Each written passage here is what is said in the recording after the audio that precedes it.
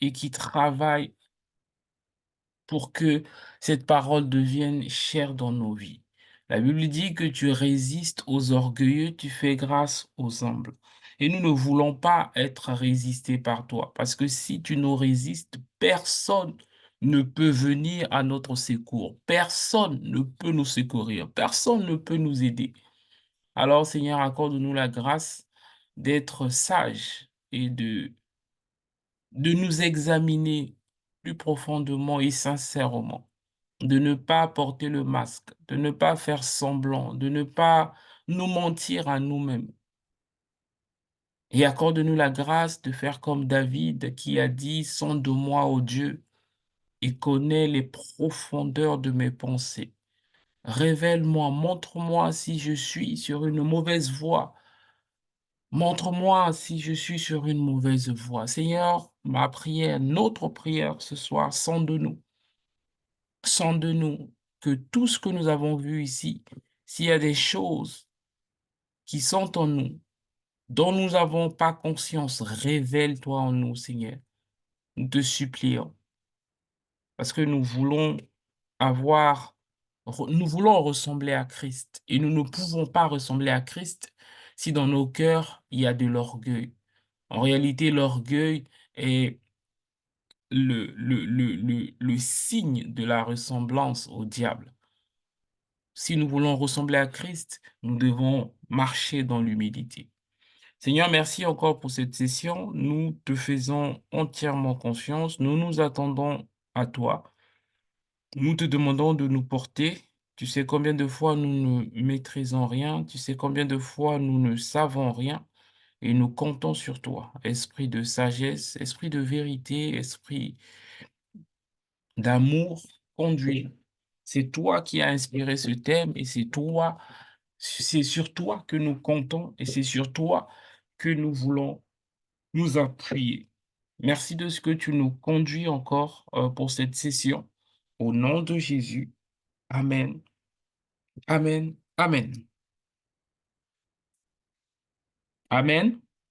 Amen. Amen. Amen, amen. Amen. Ok, très bien. En tout cas, bonsoir à tous, bonsoir à toutes. Bienvenue. Encore, pardon pour le retard. J'avais notre réunion, comme j'ai dit, mais on va commencer.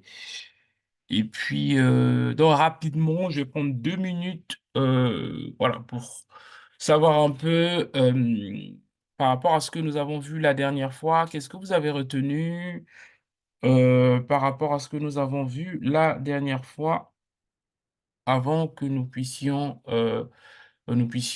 entamer la... Oui, juste, tu peux activer ton micro et puis... Bonsoir à tous. J'espère que vous allez bien par la grâce de Dieu. Bonsoir, pasteur. Bonsoir, La juste. dernière fois, j'ai retenu qu'on a pris deux études de cas. L'accent a été mis sur la vie du roi Nebuchadnezzar et sur la vie de la reine Vashti. Et le conseil qui a été fait, c'est que juste après la manifestation de leur orgueil, ils ont été déchus en fait. Et par la suite, euh, vous nous avez présenté quelques points, quelques désavantages de l'orgueil. Parmi eux, on peut citer le fait que l'orgueil nous éloigne de la présence de Dieu, que l'orgueil nous éloigne de la grâce de Dieu et que l'orgueil peut même nous priver de l'éternité en fait. Ça découle de Jacques 4, verset 6. Et par la suite, vous avez détaillé comment sortir de l'orgueil sous 9 points. Le premier, c'est d'abord reconnaître, parce que un prisonnier ne peut pas sortir d'une prison tant qu'il n'en est pas conscient, tant qu'il ne reconnaît pas.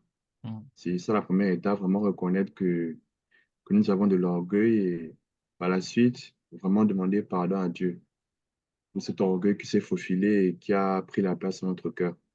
Je peux continuer, mais sur le coup, c'est vraiment ce que j'ai Très bien, retenu. très bien. Merci, merci, juste.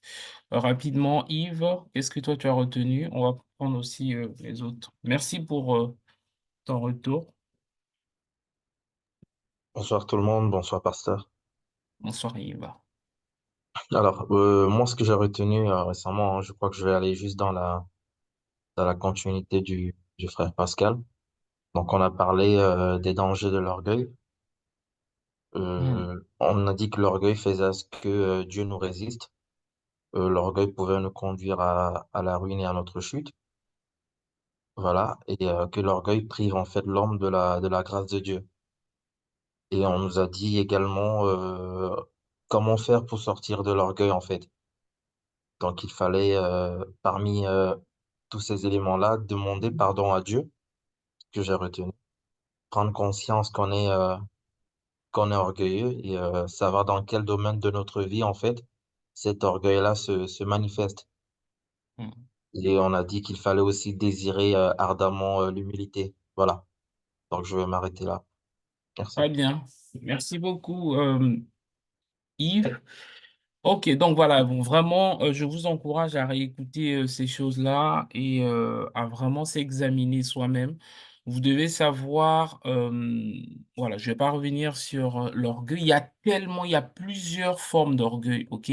Le but, c'est pas de passer tout notre temps sur l'orgueil, ok? C'était vraiment d'aller à l'essentiel pour nous permettre d'ouvrir les yeux et de voir ça. Mais ce que je voulais dire, c'est que avant que j'entame cette deuxième partie sur l'humilité, vous devez comprendre que dans la marche avec Dieu, il y a des saisons. C'est-à-dire dans ta marche, toi qui es là connecté ce soir, qui m'écoute, il y a des saisons.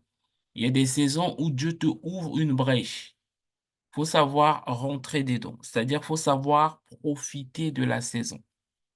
OK? Pourquoi je dis ça? Lorsque Dieu décide de nous enseigner sur un thème, tu dois rentrer, c'est-à-dire lorsque Dieu décide de t'enseigner sur un thème, en fait, Dieu te tend la main. Donc, lorsque Dieu enseigne et Dieu tend la main du salut, c'est-à-dire il tend la main pour te sortir de là. Qu'est-ce que je veux dire par là? Je veux dire que dans la marche avec Jésus, il y a des saisons de la vie. Tout comme dans la vie personnelle, il y a des saisons. Il y a ta saison de rencontrer le Seigneur, il y a ta saison de faire des études, il y a ta saison de te marier, il y a ta saison de travailler, il y a ta saison de rentrer dans ton ministère, donc de te préparer pour le ministère, il y a ta saison de rentrer dans ton ministère, il y a tellement de saisons. OK? Et si tu loupes une saison, les saisons spirituelles sont cycliques. Alors, j'ai pas prévu de... C'est pas dans ce thème, mais je sens dans mon esprit de le dire. Les saisons spirituelles sont cycliques.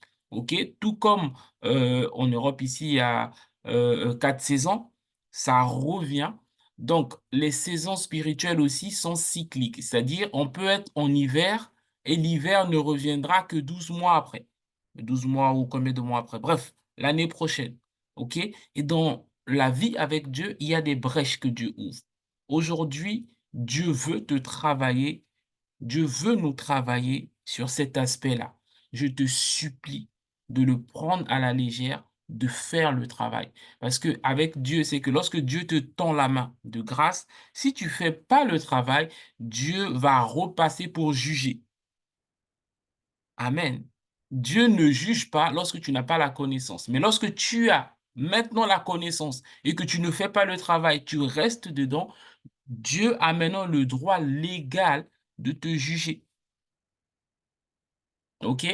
Et donc, voilà pourquoi il est important de saisir les brèches. Quand Dieu fait un focus sur une thématique, faut profiter au maximum de travailler sur cette thématique-là sur ta vie. Ne te dis pas, bon, c'est un enseignement et puis on passera. Non, non, non, non, non. Dieu est en train de te tendre la main. Lorsque, aussi, autre chose, lorsque Dieu envoie la parole, il envoie la grâce de miséricorde. Alors, la grâce de miséricorde, je ne sais pas comment dire ça. C'est-à-dire, lorsque Dieu envoie sa parole est accompagnée de la capacité de se relever. OK? Donc voilà, vraiment, je vous encourage, je le sens vraiment sincèrement dans mon esprit.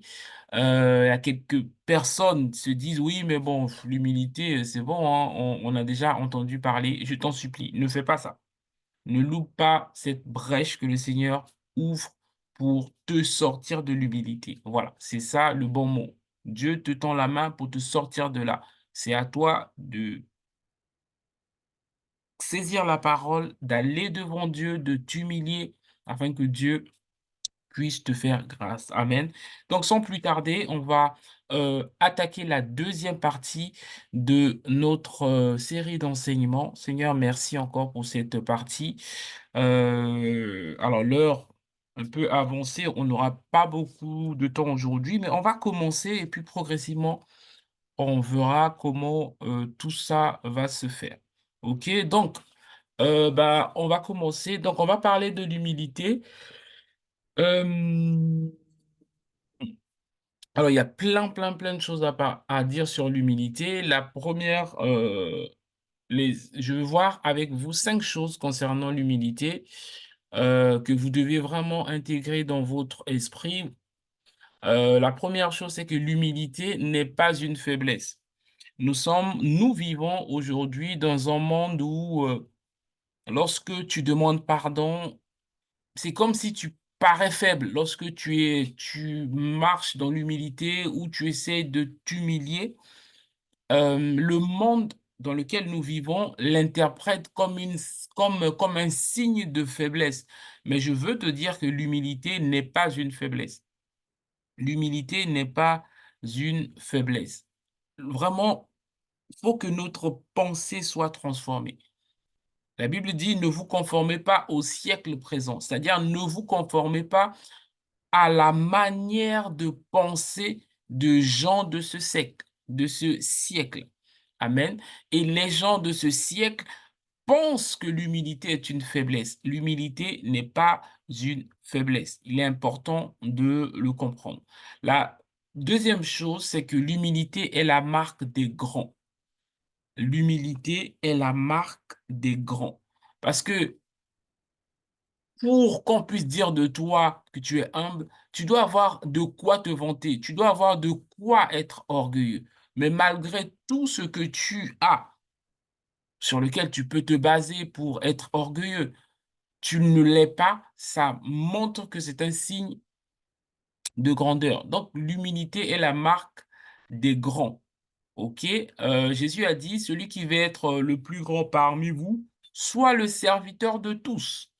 Amen. Donc, l'humilité est la marque des grands. Le point 3, c'est l'humilité est la clé de la grandeur. Si tu veux être grand, tu dois aspirer à l'humilité. Là, on parle d'être grand selon Dieu, pas être grand selon le monde. Être grand selon le monde, bah, tu dois manipuler les gens, le maximum de personnes, tu dois escroquer les gens, tu dois tyranniser les gens, tu dois faire toutes sortes de choses. Ça, c'est selon le monde. Nous parlons de l'humilité selon Dieu. Amen. Donc, l'humilité est la clé de la grandeur. On a dit, donc on l'a vu, l'orgueil précède la chute et l'humilité précède la gloire. Voilà. Le point 4, c'est que l'humilité est le chemin vers la gloire. Donc, on a vu aussi. Le point 5, l'humilité est la nature de Dieu. L'humilité est la nature de Dieu. Pourquoi je dis que l'humilité est la nature de Dieu? Tout simplement parce que, en réalité, Dieu a de quoi se vanter. Je répète, Dieu a de quoi se vanter. Parce que c'est lui qui a tout créé. Il a créé des œuvres qui sont excellentes. Il a créé la terre, il a créé le ciel, il a créé la lune, il a créé les étoiles, les planètes, il a tout créé. Il a créé des choses qui sont extraordinaires. Il t'a créé toi, regarde ta beauté. Il t'a créé, regarde comment ton corps fonctionne. Regarde comment ton corps, j'ai envie de dire, est intelligent. Dieu a de quoi se vanter. Dieu a de quoi bomber la poitrine, mais il ne le fait pas. Il ne le fait pas. Donc Dieu est humble par essence, par nature, en fait. C'est Dieu qui a tout créé. Mais même lorsqu'on lit la parole, il n'y a aucun endroit, pardon, il n'y a aucun endroit où Dieu se glorifie de lui-même, Dieu se vante. Donc, l'humilité, c'est la nature de Dieu. Dieu est humble de nature. Amen. Donc, premièrement, je veux vraiment que nous l'acceptions, cette parole. L'humilité n'est pas un signe de faiblesse. L'humilité est la marque des grands. C'est la marque des grands. Les grands selon Dieu, pas les grands selon le monde. L'humilité est la clé de la grandeur. Tu veux devenir grand, tu veux être grand dans ton travail, tu veux être grand dans la société, tu veux être grand dans ton mariage, tu dois travailler l'humilité. Tu veux être grand dans le ministère, tu dois travailler l'humilité dans tous les domaines. Par exemple, dans le ministère, si tu veux recevoir plus de révélations, tu dois être plus humble, hein, parce qu'il y a des choses que Dieu ne te dira pas si tu es orgueilleux. Dans le monde du travail, si tu veux monter des échelons, tu dois être humble. Parce que tu vas commencer petit à faire même si tu as un grade de, je sais pas, peu importe ton diplôme, parfois quand tu vas commencer, tu vas pas commencer au niveau de ton diplôme. Et tu dois travailler l'humilité et être diligent, même lorsque le travail que tu fais, pardon, est inférieur au diplôme que tu as. Tu dois travailler l'humilité. Dans tous les domaines, tu dois travailler l'humilité. Même dans ton mariage, si tu veux que ton mariage soit stable, tu dois être humble, savoir demander pardon quand tu as tort. Tu dois, voilà, savoir marcher dans l'humilité. Amen. Donc, ça, c'est les 5 choses concernant l'humilité. Euh, alors, ça, on va passer. Alors, j'ai envie de vous demander, selon vous, qu'est-ce que c'est que l'humilité? Comment vous pouvez définir l'humilité? Si je te dis de définir l'humilité, qu'est-ce que tu dirais? Quelle est la définition que tu peux donner à l'humilité?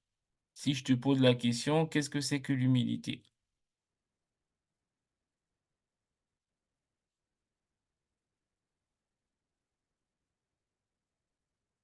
Qui veut répondre à la question ou en tout cas faire une approche de réponse?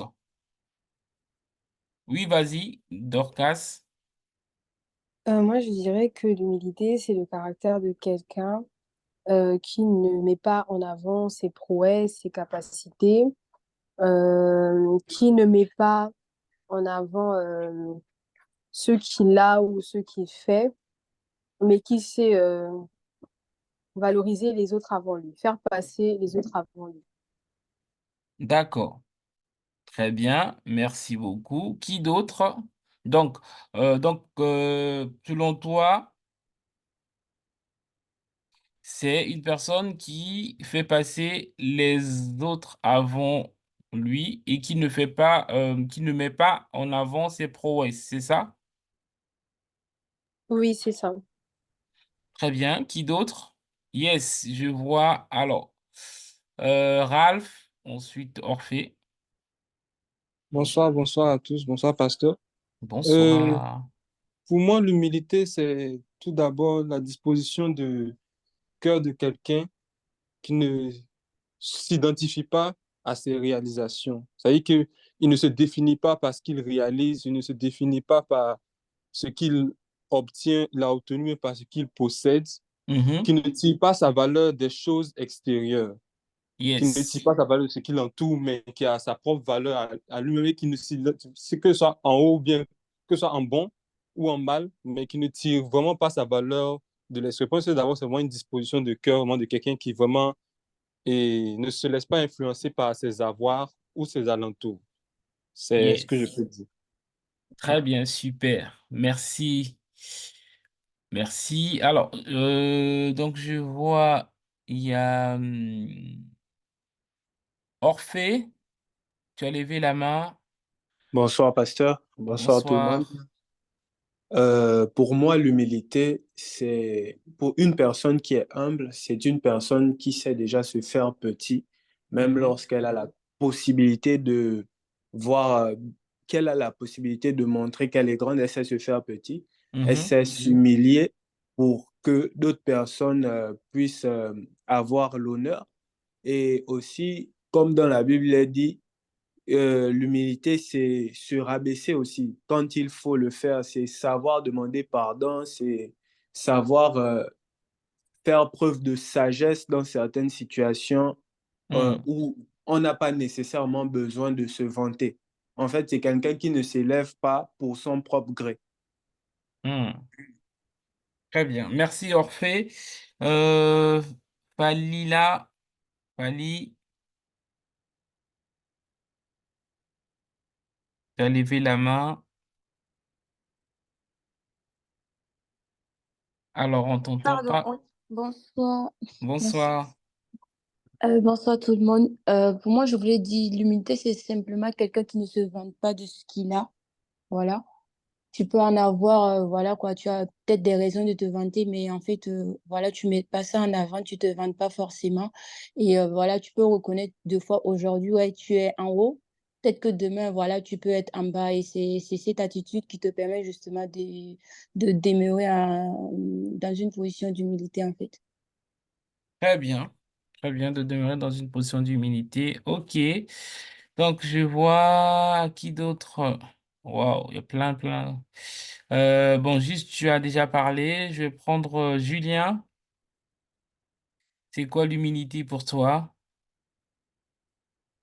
Bonsoir, pasteur. Bonsoir tout le monde.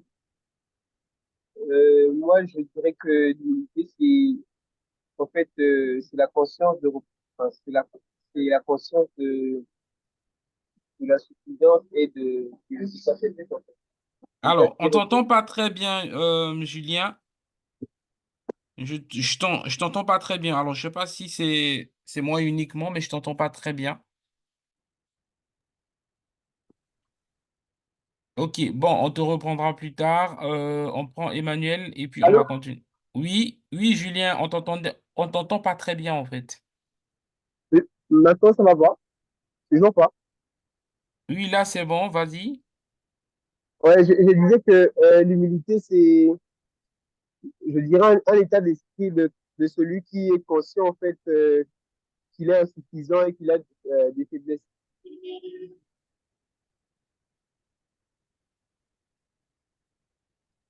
Ok, merci Julien, mais ça a coupé vers la fin. Bon, c'est pas grave.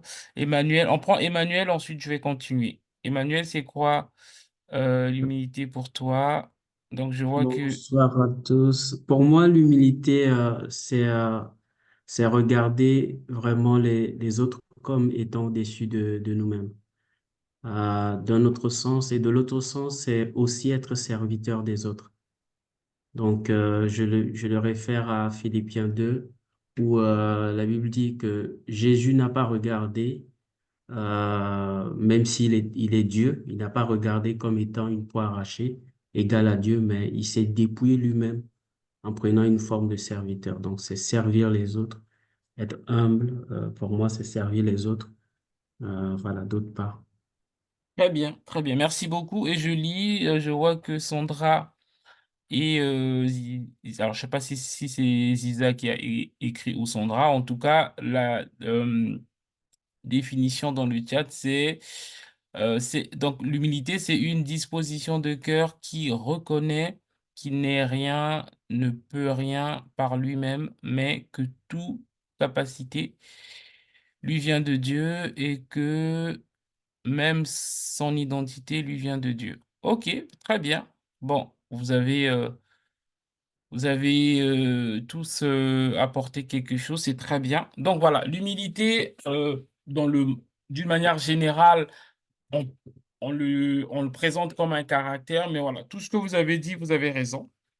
Ok, donc l'humilité, c'est une personne qui ne cherche pas les choses élevées, etc. Mais il faut faire très très attention parce que on peut avoir l'apparence d'humilité, mais on n'est pas vraiment humble. Ok, donc l'humilité vient du cœur. On le développera la prochaine fois. Aujourd'hui, j'ai pas prévu de rentrer forcément dans qu'est-ce que l'humilité, mais l'humilité, premièrement, c'est d'abord une attitude de cœur. C'est d'abord, tout comme la dernière fois, j'ai dit que l'orgueil commence dans le cœur, l'humilité aussi commence dans le cœur. Tu peux porter les habits de moine et marcher avec les mains jointes, comme ça, avec la tête rasée, mais dans ton cœur, tu méprises les gens, dans ton cœur, tu es méchant, etc.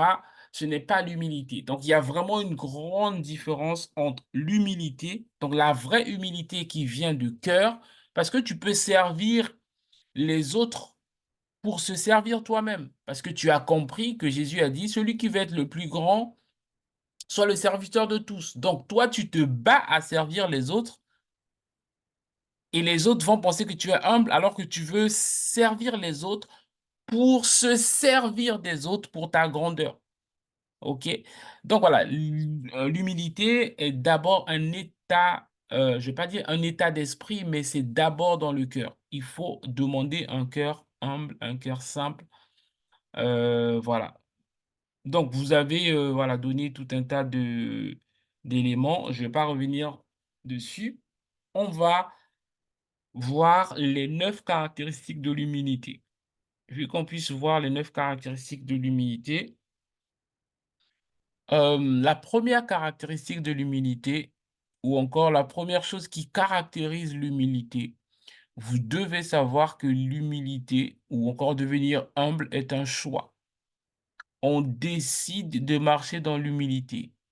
Ça ne tombe pas du ciel ou on on n'est pas naturellement humble. Même s'il y en a qui ont certaines attitudes qui font, voilà, qui fait que parfois ils ont tendance à être humbles, mais l'humilité, pour marcher dans l'humilité, il faut décider.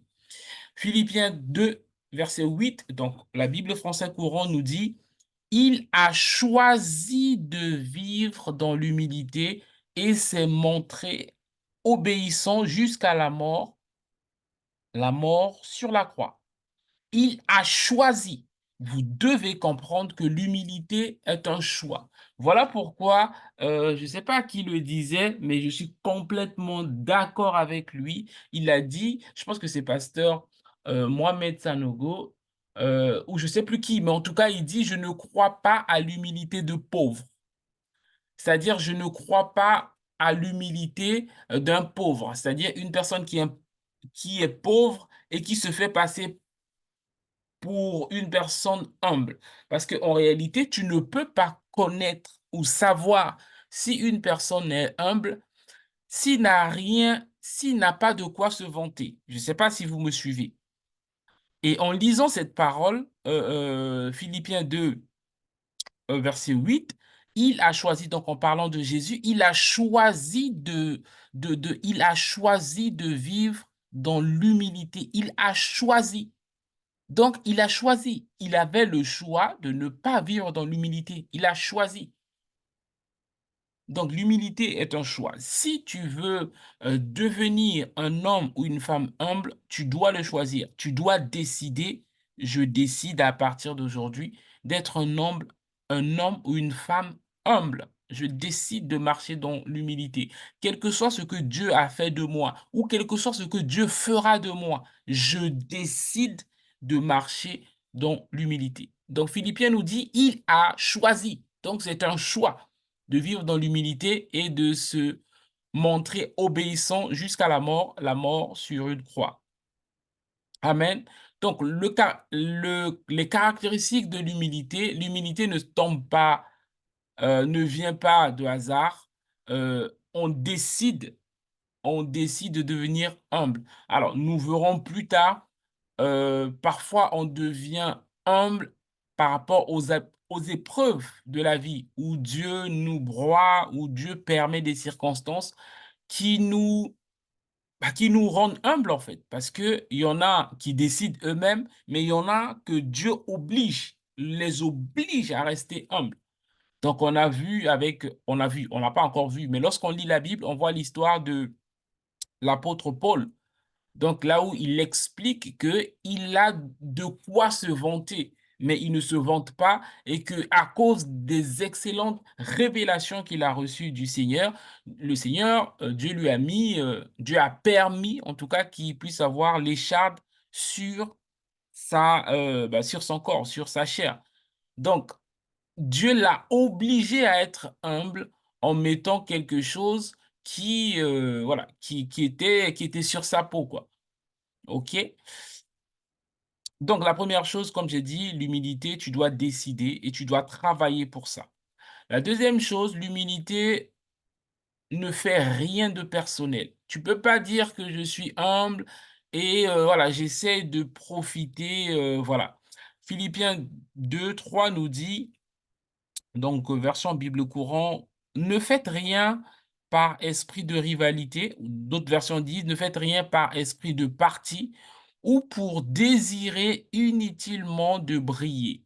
Mais avec humilité, considérez les autres comme supérieurs à vous. Donc, lorsque tu es une personne humble ou lorsque tu veux devenir une personne humble, tu ne dois plus faire des choses par rivalité. Un tel a fait, moi aussi je veux faire. Un tel a fait, moi aussi je veux faire. Ça, c'est la rivalité. Même si tu ne le dis pas, au plus profond de toi, tu le penses. Et ça, les motivations ne sont pas pures. Amen. Donc, l'humilité ne fait rien pour un profit personnel. OK? Donc, ne fais rien par esprit de comparaison. Voilà, je vais faire aussi pour qu'on m'apprécie, etc. Non, faut que tes motivations soient vraiment pures. Amen. La troisième caractéristique de l'humilité, c'est que l'humilité consiste à considérer les autres comme supérieurs à nous. Donc, c'est Philippiens 2:3 nous dit la même chose. Donc, ça, c'est la deuxième partie du verset. Considérez les autres comme supérieurs à vous. Ça veut dire quoi? Ça veut dire que la manière dont tu parles à tes supérieurs, là, que ce soit au travail, que ce soit à l'école, la manière dont tu parles à tes profs, la manière dont tu parles à tes responsables, tu dois parler aussi aux autres comme ça, avec respect. Parce qu'on a tendance à parler. Vous savez que l'orgueil se reconnaît aussi dans la parole, hein, et l'humilité aussi dans la parole. Lorsqu'une personne n'a pas de titre, mais regarde-toi comment tu le parles ou comment tu la parles à cette personne. Et lorsqu'une personne a un titre, ou c'est ton chef, ou c'est ton prof, ou c'est tes parents, regarde quel temps tu utilises pour parler à cette personne. Et donc, la Bible nous dit que l'humilité regarde l'autre comme supérieur. Lorsque tu regardes l'autre comme supérieur, tu le parles avec respect, tu le parles avec amour, tu le parles avec tempérance, tu le parles en pesant les mots. OK? Donc, marcher dans l'humilité, c'est parler aux autres avec respect. De ne pas parler à une certaine personne avec mépris, avec condescendance, parce que bah, tu ne vaux rien, tu n'es pas mon niveau, tu sais qui je suis, blablabla. Bla, bla, bla, bla. Et à d'autres personnes, tu fais semblant, ah, bonjour messieurs, bonjour patron, etc. Ça, tu n'es pas dans l'humilité. Dans l'humilité, vraiment considère les autres, indépendamment, voilà, indépendamment de leur statut social, ok? Donc ça, c'est très, très important. La Bible dit aussi que le cinquième point, c'est que l'humilité supporte les autres. L'humilité supporte les autres. Est-ce que toi, tu as tendance à dire, ma patience a des limites, ou tu supportes les autres? Éphésiens 4, verset 2, il nous dit, soyez donc toujours Bible français courant, soyez toujours humbles, doux et patients. Supportez-vous les uns les autres avec amour.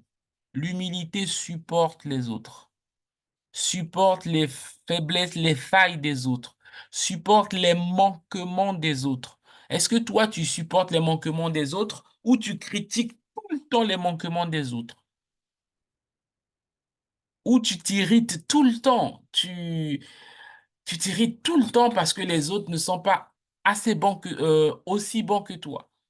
Tu t'irrites tout le temps parce que les autres ne font pas peut-être mêmes efforts que toi. Est-ce que tu es patient avec les autres? Est-ce que tu es doux? Est-ce que tu es humble de cœur avec les autres? L'humilité supporte les autres. D'une manière générale, hein, que ce soit dans les familles, dans les foyers, à l'église, au travail, tu vas toujours avoir des gens qui vont te fatiguer. Mais lorsque tu comprends ça, tu dois aimer les autres. Tu dois apprendre à aimer les autres. Tu dois apprendre à supporter les autres. Supporter les autres, c'est avoir le cœur de Dieu. Parce que en vrai, les amis, Dieu nous supporte, hein.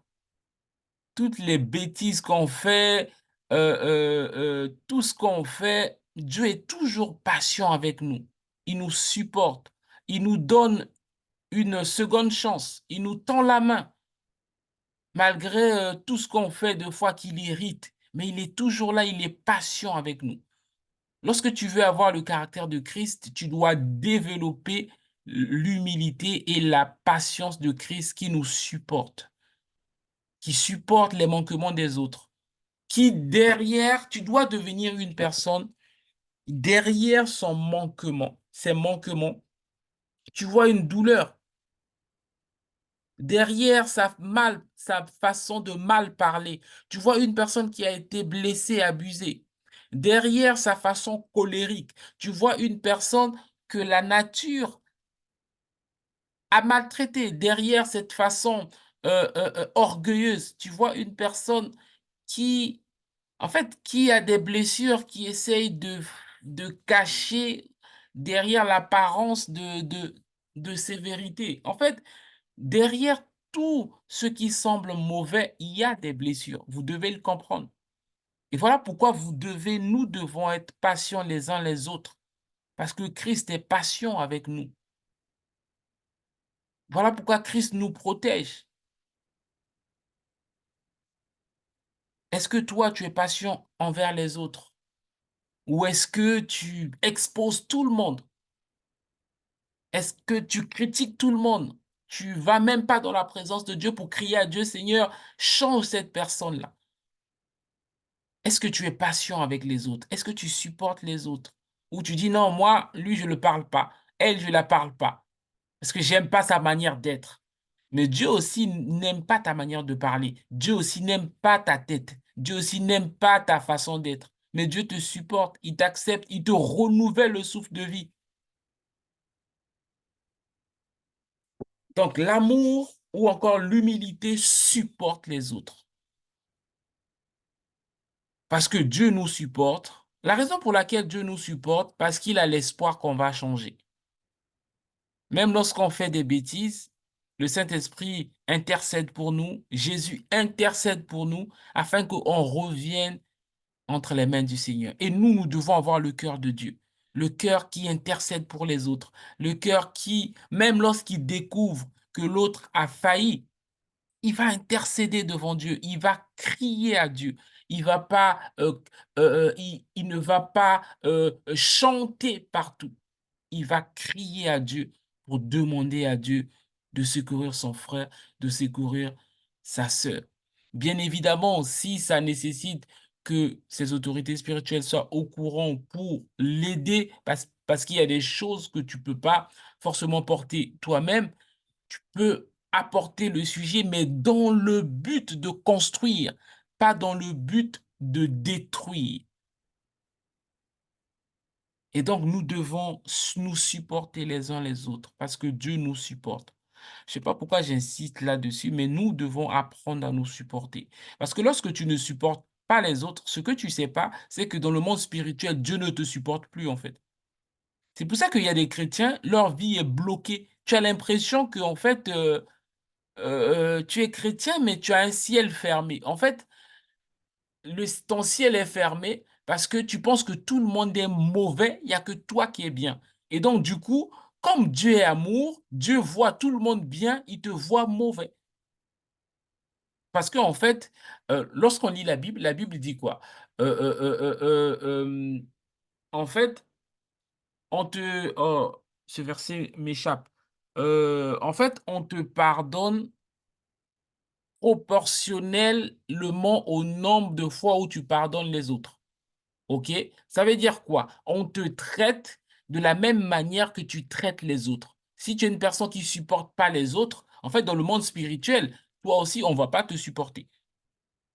OK? Donc, c'est vraiment important de crier à Dieu pour qu'il nous donne un cœur humble, mais un cœur aussi qui supporte les faiblesses des autres,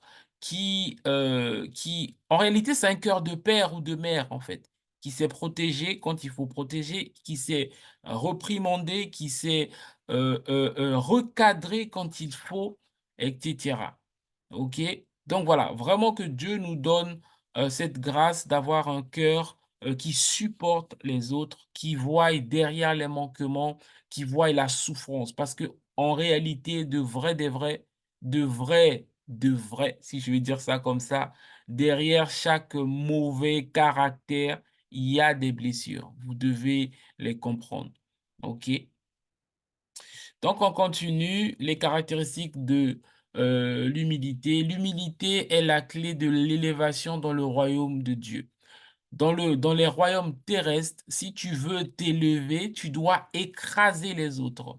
Tu dois manipuler les autres. Tu dois, voilà, piétiner les autres. Mais dans le royaume, si tu veux t'élever, si tu veux l'élévation, tu dois travailler ton humilité. Humiliez-vous devant le Seigneur et il vous élèvera. Jacques 4, verset 10. Amen. Ensuite, le point 7, c'est que l'humilité, c'est refuser la folie des grandeurs et accepter des tâches d'apparence modeste. Romains 12, verset 16, Bible français courant nous dit, vivez en bon accord, donc vivez en bon accord les uns les autres, n'ayez pas la folie des grandeurs, mais acceptez des tâches modestes, ne vous prenez pas pour les sages. Ça veut dire quoi? Ça veut dire que, je reviens dans l'exemple que j'ai donné tout à l'heure. Parfois, tu peux avoir un grand diplôme et tu commences le travail, on te met sur un poste juste pour faire les photocopies.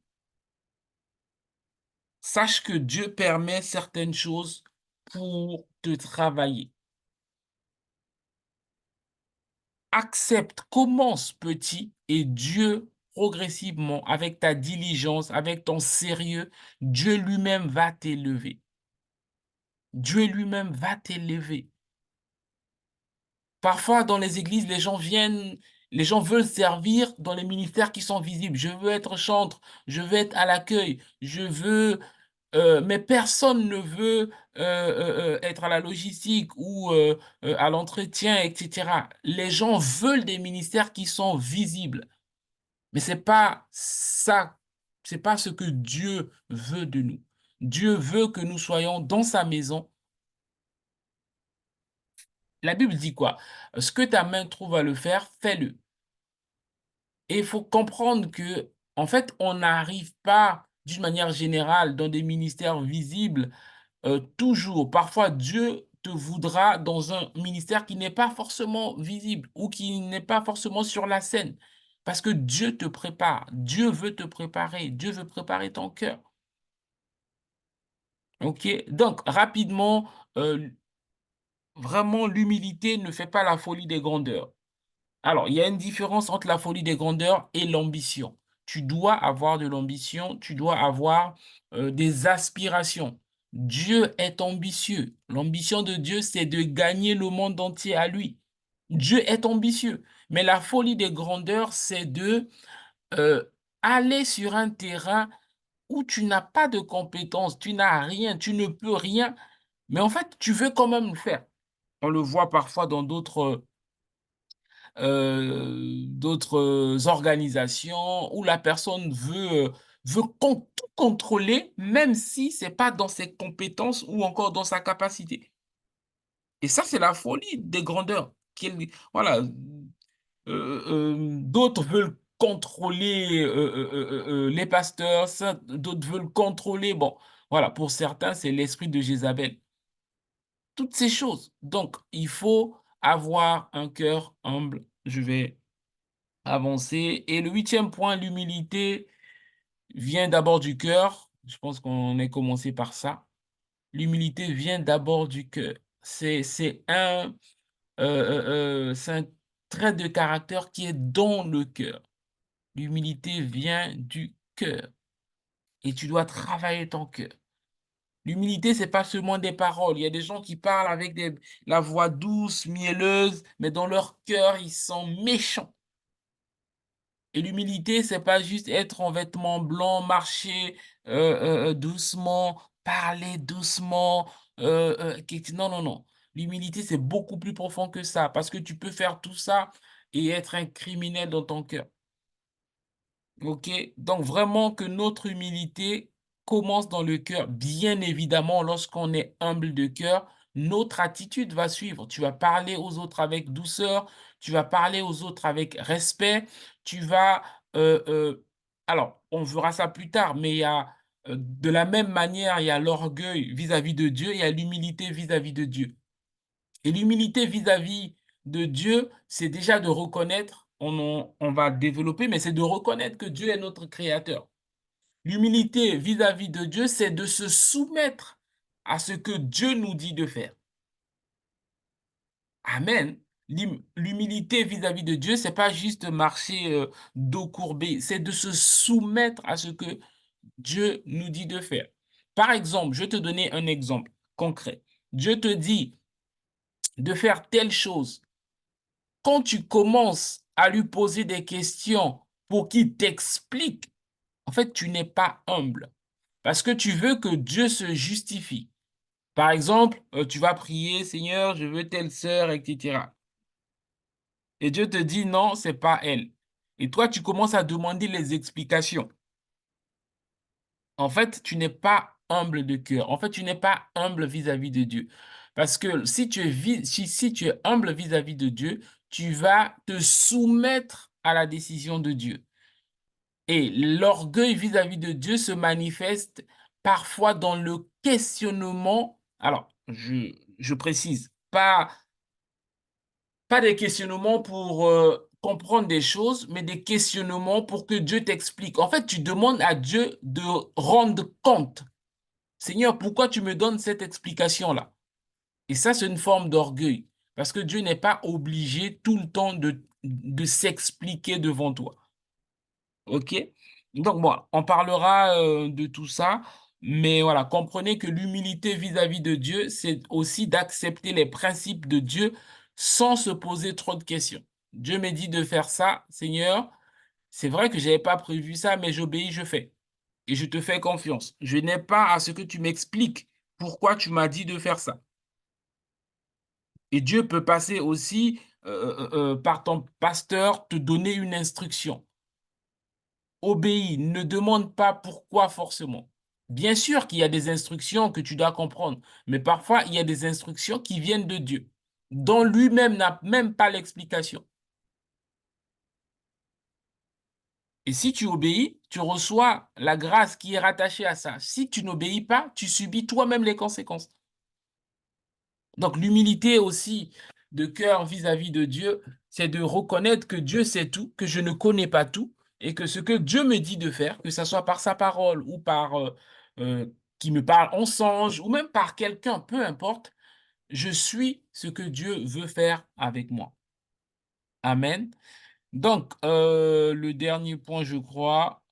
Donc voilà, l'humilité voilà, est un habit. Nous devons nous revêtir de l'humilité. Quand je dis l'humilité est un habit, c'est que vous devez comprendre que dans le monde spirituel, il y a des gens qui sont nus, il y a des gens qui sont habillés d'un habit de sainteté, il y a des gens qui sont habillés d'un habit d'orgueil, il y a des gens qui sont habillés d'un habit de deuil. Lorsqu'on lit la Bible, vous allez découvrir l'habit de sainteté, vous allez découvrir l'habit de deuil, etc., etc.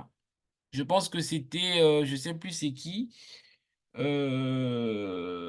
ça doit être David, ou je sais plus qui il a pleuré, et puis il s'est réveillé, il s'est levé, il s'est lavé, il a changé ses habits, il a continué sa vie.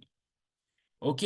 Donc, l'humilité est un habit. C'est quelque chose que tu dois désirer, tu dois porter. Beaucoup ont d'habits d'orgueil, beaucoup ont des choses, voilà, qui ne plaisent pas à Dieu, mais, nous devons aspirer à l'humilité. On va s'arrêter là pour aujourd'hui. Je vais prendre les questions si vous en avez. Donc, la première chose, je vais récapituler. La première chose, l'humilité est un choix. Tu dois décider de marcher dans l'humilité. Tu dois rechercher l'humilité. Tu vas crier à Dieu afin qu'il te donne un cœur humble. Et la deuxième chose, l'humilité ne fait rien par profit personnel. Quand tu fais des choses par profit personnel, tu ne marches pas dans l'humilité. L'humilité consiste à considérer les autres comme supérieurs à nous, pas en faisant semblant, parce qu'il y a aussi ceux qui font la fausse humilité, ils font genre, ils sont humbles, pour que les gens disent qu'ils sont humbles. Bon, ça déjà, c'est de l'orgueil et c'est de la manipulation. OK? On considère tout le monde. On ne considère pas parce que celui-là a un diplôme, celui-là a un travail, celui-là est le fils d'un tel, celui-là. Non, on considère les autres et on a le regard sur les autres comme le regard de Dieu sur nous. Donc, on a dit aussi que l'humilité supporte les autres. Nous devons apprendre à nous supporter. Ne soyons pas de ceux qui critiquent trop vite et qui ne portent pas en prière. L'humilité est la clé de l'élévation. Donc, si tu veux être élevé dans le royaume, tu dois travailler ton humilité. L'humilité, euh, c'est refuser la folie de grandeur. L'humilité vient du cœur. L'humilité est un habit que nous devons nous revêtir. Amen. Donc, je prends des questions. J'ai vu que Juste a levé la main. On va prendre quelques questions par rapport à ce qu'on a vu. Et puis, on va s'arrêter là pour aujourd'hui. Juste, j'ai vu que tu as levé la main. Tu peux poser ta question. Bonsoir, pasteur. En fait, Bonsoir. j'aimerais poser une question. Dans les 9 caractéristiques de l'humilité, au point numéro 4, il a été dit que l'humilité supporte les autres. Le texte bas, c'est Éphésiens 4, verset 2, qui dit, en toute humilité et douceur, avec patience, nous supportons les autres avec charité. Amen. Oui. Mais j'aimerais prendre un cas pratique. Mhm. Un cas pratique, par exemple, Joseph. Joseph est conscient des intentions de maman Potiphar. Mhm. Donc, Joseph ne répond pas aux appels de maman Potiphar. Ou Mhm. du moins, il crée de la distance. Est-ce qu'on Mhm. peut dire que Joseph est orgueilleux alors qu'il veut simplement fuir maman Potiphar? OK, très bien, très bien, très bonne question. Alors, Joseph, par rapport à ce cas-là de Joseph, Joseph n'est pas orgueilleux. Joseph préserve sa destinée. Quand je dis supporter les autres ici, c'est euh, c'est dans le sens où, en fait, à la première gaffe de ton frère ou de ta sœur, pardon, tu ne vas pas déjà, on va dire, comment dire ça? Tu vas pas déjà t'enflammer. OK? Je sais pas si tu comprends. Pour Joseph, c'était une tentation. Donc, c'est différent. La tentation est différente comment dire ça, des faiblesses, je sais pas moi, de caractère. Alors, on va prendre un exemple concret. Une sœur commence à te faire des avances, etc., te proposer des trucs bizarres. Ou un frère aussi, hein, il y a des frères bizarres comme ça aussi. Bon, en tout cas, que ça soit loin de nous. là, tu n'as pas à le supporter, il faut le réprimander, il faut l'exposer. Amen. On ne parle pas de la personne qui veut t'emmener dans le péché. Je ne parle pas de ça. Je suis très, très clair là-dessus. S'il y a une personne qui veut t'emmener dans le péché, qui veut te détruire, bah non, tu dois exposer. Donc, tu dois sévèrement réprimander la personne et tu dois l'exposer. Mais je parle supporter les autres dans le sens où l'autre t'a un peu mal parlé, voilà, ben, tu décides, tu parles plus à cette personne. Non, si quelqu'un t'a mal parlé, tu vas voir la personne, tu lui dis que tu n'as pas apprécié la manière dont il t'a parlé et vous passez l'éponge dessus et tu restes pas dessus. OK? On parle de supporter les autres dans leurs failles, dans leurs manquements. Mais si la Bible est très claire dessus, il dit fuyez l'impudicité. Il ne dit pas de négocier ou de supporter. OK? C'est pas la même chose là. OK? Donc, le comportement de Joseph, pour moi, était correct et normal. OK? Donc, si une personne veut t'emmener sur un chemin de destruction, bah non, là, faut te fâcher et puis ben, t'éloigner de cette personne-là. D'accord, pasteur. Merci beaucoup. De rien. Est-ce qu'il y a d'autres questions avant qu'on clôture par rapport à ce qu'on a vu aujourd'hui? On continuera la prochaine fois. Aujourd'hui, on a commencé un peu avec le retard. Alors, il y a Lumière qui a levé la main. Lumière, c'est quoi ton prénom? C'est mon lumière. Pardon, c'est? C'est mon prénom, lumière. Ah, je ne savais pas. Ah, Bon, mm, c'est vraiment la lumière du monde alors. Pose mm. ta question. Moi aussi, je voulais demander par rapport au point supporter les autres. Mhm. Alors, je voulais savoir c'est quoi l'équilibre à avoir entre supporter les autres et tirer ton frère ou ta soeur vers le haut et tout. Hmm.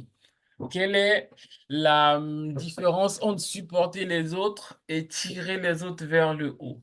Alors, euh, comment je peux dire ça? Parce que tirer les autres vers le haut, tu dois être déjà toi-même un peu plus haut et tu dois avoir la force de faire ça.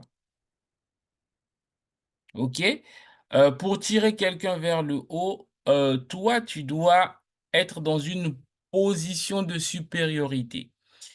Par exemple, quand tu dis tirer, bah, tu le prends du bas, tu le tires vers le haut. Donc, si par exemple, ton frère ou ta sœur a du mal dans sa marche avec Christ, donc tombe, se relève et que toi, donc a une vie, pardon, chrétienne en dents des scies et que toi, par la grâce de Dieu, tu as une vie chrétienne stable et tu es debout avec le Seigneur, tu peux le tirer vers le haut, tu peux l'aider à marcher avec le Seigneur.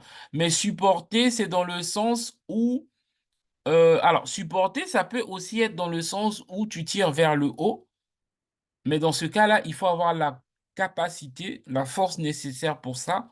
Supporter aussi, c'est dans le sens où, par exemple, ces défis, tu peux porter ces défis en prière.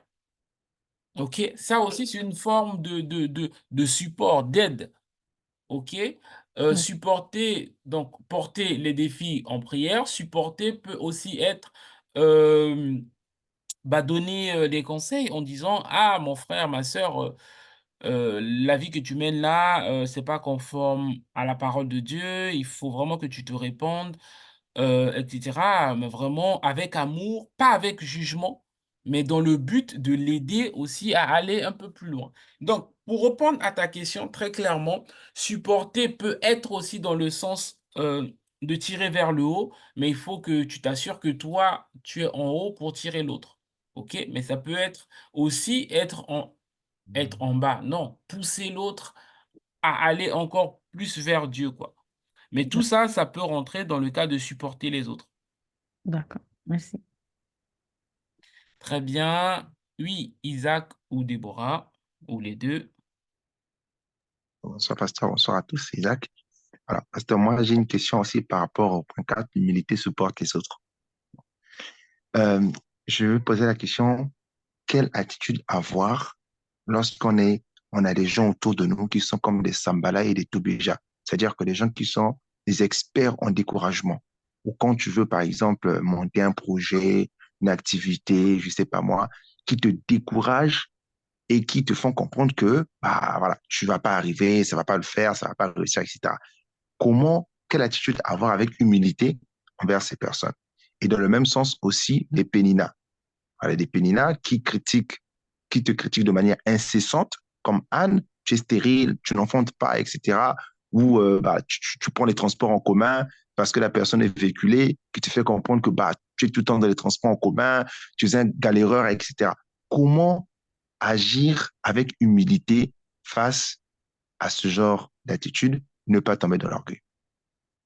Très bien, très bien, très bien. Très bonne question. La première question, comment agir envers des personnes qui te découragent sur les projets? C'est simple, tu ne dis plus, tu ne leur dis plus tes projets en fait. En réalité, il y a certains projets qu'on ne dit pas à tout le monde, hein. Vous savez ça ou pas? On ne dit pas les projets ou même ce que Dieu te dit pour ta destinée à tout le monde, hein. OK? Donc, quelle attitude à avoir? C'est très clair. Bah, je te dis plus ce que je veux faire, tout simplement, parce que bah, toi, tu n'as pas la foi nécessaire pour voir ça, donc je te raconte pas. Plus simple. En tout cas, l'attitude la plus, pour moi, plausible là, c'est de ne pas dire tes projets aux gens qui vont te décourager. Alors, les péninas, bah, ils seront toujours là. Les péninas, tu peux pas les éviter. En réalité, péninas, Dieu les permet pour les péninas, entre guillemets, Dieu les permet pour nous briser, en fait, pour permettre à... En fait, en réalité, pénina, lorsque tu as la vision de Dieu, tu vas te rendre compte que pénina n'est qu'un instrument entre les mains de Dieu pour te pousser vers Dieu, en fait. Plus Pénina mortifiait Anne, plus Anne allait chercher Dieu, plus Anne allait crier à Dieu. Parce que Dieu savait que s'il n'y avait pas Pénina, Anne ne partait pas crier à Dieu. Anne ne pouvait pas faire le deal avec Dieu. OK? Donc, les Péninas sont comme j'ai envie de dire, comme les fausses accusations. Chaque chrétien passera par là. Tout ce que Jésus a vécu, bon, pas tout, hein, nous, on passera pas. On va pas être cloué à la croix, mais en tout cas, tout ce que Jésus a subi dans son corps, un chrétien est susceptible de vivre ça. On s'est moqué de lui, on s'est, on l'a accusé faussement qu'il chassait les démons par l'esprit de Bézébul. On a dit tout de lui, en fait. OK? Par rapport à l'exemple que tu as donné, que tu prends tout le temps les bus ou les trucs, tu sais, euh, moi, j'ai un principe de vie. La vie n'est pas une course. Chacun a sa saison. OK? Moi, je dis souvent aux gens, et je m'applique à moi-même, vis avec ta saison. Tu n'as à te comparer à personne. Tu n'as de compte à rendre à personne. Tu n'as tu n'as rien à prouver aux gens, en fait. Prendre un bus, prendre un taxi, prendre un truc, ne fait pas de toi quelqu'un d'inférieur. C'est des gens qui sont complexés. C'est des gens qui sont complexés, des fois qui louent des voitures alors qu'ils n'ont rien à manger à la maison. Ça, c'est juste la folie. En fait, tu veux impressionner des gens qui n'ont rien à faire de toi, en fait. Il faut vivre avec sa saison. OK? Moi, en tout cas, un de mes principes de vie, c'est de vivre avec sa saison. Je n'ai rien à prouver à quelqu'un. Je m'en moque complètement de ce que les gens peuvent penser de moi, en fait. Et donc, je t'encouragerai en tout cas à adopter cette attitude-là. Peu importe, prendre un bus, c'est un moyen de transport, un tram, c'est un moyen de transport. Si aujourd'hui, tes moyens ne te permettent pas d'avoir une voiture, mais pourquoi te casser la tête? Vis avec tes moyens, demain, Dieu permettra. Puis voilà. Donc voilà, j'espère avoir répondu. Donc il y a une question pour Sandra ou Aziza. Ziza, pardon. Vous pouvez ouvrir votre micro et poser la question. Et bonsoir, pasteur. Bonsoir. La question était de savoir quelle attitude avoir, par exemple, face au mépris. Au mépris de, par exemple, tu es dans un endroit, tu es dans un milieu où tu es enfin méprisé, peut-être par rapport à tes faiblesses ou par rapport à une faiblesse que tu as, et un mépris vraiment constant. Comment faire pour ne pas tomber dans l'orgueil de vouloir montrer que, bon, euh, j'ai ceci ou bien je suis ceci ou je ne suis pas méprisable ou un truc. D'accord. Très bien. Très bien, très bien. C'est une très, très bonne question et assez pratique. Alors, très souvent, le, le, le mépris, ça fait très, très mal. Ça fait très mal. Ça peut parfois pousser dans dans certaines réactions qui sont disproportionnées. Mais il faut savoir que lorsque tu te sens méprisé, euh, faut te réfugier en Dieu, en fait. Faut te réfugier en Dieu dans le sens où tu dois rechercher toutes les paroles qui, de Dieu qui parlent de toi, qui parlent de nous, ses enfants. Toutes les paroles qui disent que Dieu nous a acceptés. Dieu t'a accepté. Tu vas la personnaliser. Dieu m'a accepté. Je suis la prunelle de ses yeux. Jésus a donné sa vie pour moi et j'ai de la valeur à ses yeux. Tu dois travailler. Alors, tu dois faire un travail personnel. Et pas forcément toi, hein, tu as posé une question générale. Cette personne-là, voilà, doit faire un travail personnel. Deuxième chose, parfois, dans ce qu'on appelle mépris, en fait, parfois, les gens ne méprisent pas cette personne-là, mais cette personne-là elle-même se sent méprisée. Parce que dans l'histoire, il y a des gens qui l'ont brutalisé, qui l'ont méprisé. Et donc, du coup, c'est rentré dans son script. Partout où il passe, où elle passe, si par exemple quelqu'un a oublié de le saluer ou de la saluer, et cette personne dit directement qu'on me méprise. OK? Donc, parfois, en fait, parfois, c'est ancré dans cette personne-là. Donc, il y a un travail déjà à faire au niveau de la personne parce que très souvent, tu vas voir des gens qui disent on m'aime pas dans cet endroit-là, on m'aime pas dans cette communauté. En fait, c'est souvent des personnes qui ont des problèmes de rejet, en fait. OK? Et dans leur tête, ils pensent que tout le monde les déteste.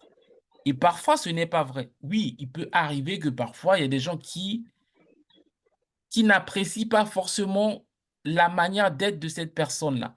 Mais dans sa tête, il pense que tout le monde le déteste, tout le monde ne l'aime pas. Mais c'est parce que la personne a déjà des blessures intérieures. Voilà pourquoi il faut être guéri de ces blessures intérieures. Tu vois? Et donc, toutes les personnes qui sont dans des situations où soit tu te sens pas aimé, ou tu penses qu'on te juge, ou tu penses plein de choses, tu dois être honnête avec toi-même. Tu dois aller devant Dieu en disant, Seigneur, sonde-moi. Seigneur, montre-moi ce qui ne va pas. Ou parfois aussi, euh, on a l'impression que les gens nous méprisent. Peut-être parce que, sans se rendre compte, nous, on leur parle avec mépris. Et du coup, les gens nous renvoient ce qu'on leur envoie. Mais comme on a dit que l'orgueil était subtil, on se dit, bah moi, je parle bien, je parle normalement. C'est eux qui sont mauvais. Vous voyez? Donc, parfois, c'est très subtil. Parfois, ça peut être lié à la personne qui ressent ça. Ou parfois, ça peut aussi être les gens qui sont vraiment méchants, hein. Mais dans ce cas-là, nous, en tant qu'enfants de Dieu, tu dois te tourner vers Dieu et tu dois demander à Dieu de t'aider, de te guérir Et progressivement, peut-être, si tu as le choix, bien sûr, de prendre distance avec des personnes que tu sens qui te méprisent. OK? Mais il faut t'assurer que le problème n'est pas à ton niveau. En tout cas, que cette personne-là s'assure que le problème n'est pas à son niveau. Parfois, c'est nous le problème. Si tu parles mal aux gens tout le temps, ben les gens, même les gens les plus doux ou bons, auront tendance à mal te parler après. Tu vois? Et donc, dans tout ça, il faut se poser la question, est-ce que moi je me comporte bien? Est-ce que moi je fais bien? OK? Et si c'est vraiment flagrant, bah, faut prendre. Alors, si tu as le courage, tu parles avec les personnes, bah, je constate ça, ça, ça, ça, ça, ça, ça. Et voilà, vous discutez. Mais si vraiment ça continue, il faudrait, voilà, peut-être prendre les distances. Mais ça dépend. Si c'est ton mari, c'est compliqué. OK? Ou si c'est ta sœur, frère en Christ, vous servez dans un même département, c'est compliqué, hein, comment vous allez faire? Donc du coup, il faut se parler, faut, voilà, parler librement: «J'ai constaté ça, ça, ça» et cetera. «Je ne sais pas si j'ai fait quelque chose qui t'a, hem, voilà, qui t'a brusqué ou que tu n'as pas plu, qui t'a pas plu, pardon» et cetera. Faut, voilà, parler et puis essayer d'avancer. OK? J'espère que mes réponses t'ont encore apporté. Oui, il y a une autre question?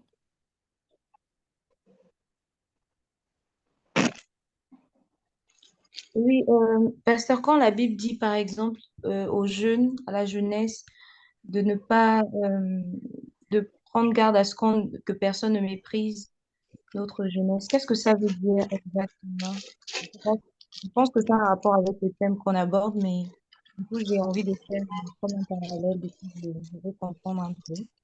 OK. Quand on dit que personne ne méprise ta jeunesse, l'exemple qui me vient là, quand tu poses cette question, c'est l'exemple de David. David est parti, sur le champ de bataille, donner la nourriture à ses grands frères et il est arrivé, il a vu qu'il y avait Goliath, il a commencé à parler et son frère O Oholiab, c'est quoi? J'ai oublié comment est-ce qu'on l'appelle. Il a méprisé en disant que: «Je connais la malice de ton cœur, tu es venu pour voir la bagarre ou pour voir, ce qui va se passer». Oholiab l'a méprisé. Je pense que c'est Oholiab, je crois. J'ai oublié, son prénom. Son grand frère.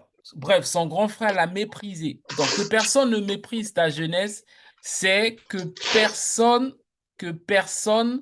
ne te traite selon ton âge. Par exemple, il y a un appel sur ta vie, même si tu as 12 ans, il faut qu'on te respecte comme étant qu'une personne qui a reçu l'appel sur sa vie. Donc que personne ne méprise ta jeunesse, c'est de ne pas te laisser faire parce que tu as l'air jeune. Voilà, tout simplement. Faut pas qu'on te dise oui, parce que tu es encore jeune, tu peux pas servir Dieu, parce que tu es jeune, voilà, Dieu ne peut pas t'utiliser, etc., etc. Donc, que personne ne méprise ta jeunesse, c'est que ta jeunesse ne soit pas ni un frein. Alors, quand Dieu dit que personne ne méprise ta jeunesse, c'est toi y compris, hein, parce qu'il y a des personnes elles-mêmes qui méprisent leur jeunesse en disant: «Ouais, moi je suis encore jeune, je vais profiter de la vie. Après, quand je serai un peu vieux, fané, fatigué, je vais revenir pour servir le Seigneur». Tu es en train de mépriser ta propre jeunesse. Tu es en train de mépriser le fait que Dieu peut se servir de toi. Donc, que personne ne méprise ta jeunesse, c'est pas que les gens externes, c'est toi-même aussi. Toi-même, tu dois prendre conscience que je veux servir Dieu dans ma jeunesse, dans ma force, alors que j'ai encore plus de force. Je ne vais pas attendre de devenir vieux, papa fatigué, vieille maman, grand-mère fatiguée pour dire maintenant je vais servir Dieu. OK? Donc, voilà, que personne ne méprise ta jeunesse, c'est aussi, voilà, que les gens ne te méprisent pas par rapport par rapport à ton âge, tout simplement. OK? Et donc, toi-même aussi, que tu ne te méprises pas en disant, oui, bon, je vais faire un peu n'importe quoi, à gauche, à droite, et puis je vais me repentir quand j'aurai 60 ans. Mais qui te dit que tu vas atteindre 60 ans? OK? Donc, voilà, globalement, c'est vraiment prendre sa vie au sérieux, servir Dieu à fond et que ne laisse personne ne te diminuer. Voilà. Je nous propose qu'on s'arrête là pour aujourd'hui. S'il n'y a pas d'autres questions, on continuera prochainement. Donc voilà, on va prier, vraiment demander au Seigneur de nous aider, de nous donner un cœur humble. Ce soir, on a été, on va dire, un peu bref, mais bon, voilà, on continuera prochainement. On va élever nos voix et on va remercier le Seigneur et demander au Seigneur la grâce de recevoir un cœur humble et la grâce de marcher dans l'humilité. Tu peux activer ton micro et nous allons prier pour ce sujet. La roto zebra tazia marato sebra kosia. Shabra dozea baratosa. Mero kozita maratozia. Shabra tazea baratosita marotozia. Liroto zebrata mirato zera. Père de grâce, Père de bonté, nous voulons te dire encore merci pour cette session sur l'humilité. Seigneur, nous te demandons la grâce de nous aider. Tu as ouvert une, une brèche pour nous dans cette saison. Tu veux nous accorder la grâce de marcher dans l'humilité. Seigneur, nous te supplions. Accorde-nous la grâce, Seigneur, de saisir ta main et de marcher, Seigneur, dans l'humilité. Sonde-nous, ô Dieu, et connais les profondeurs de nos cœurs, là où nos cœurs sont remplis de nous-mêmes.